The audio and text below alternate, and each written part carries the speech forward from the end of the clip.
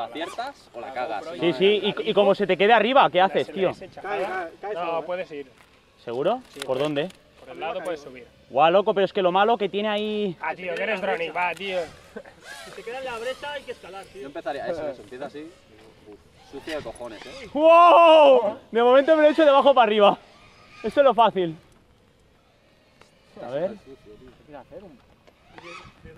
¡Wow, loco! Es chungo, ya estabas, ya estabas.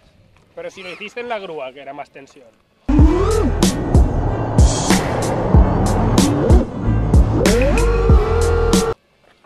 Hazlo justo, trabaja el pronto primero. No, hay que hacerlo bonito, hay que subir 3 metros y bajar recto. ¡Guau, tío! Es que da respeto, hermano. ¿Tú quieres que se pillen? Bueno, no, siempre... Sí, lo que quieres picarme, tío. No, que luego se lo saca, ¿sabes? Me quedo yo ahí, mierda, ¿por qué lo animo, sabes? ¿Por qué lo animo?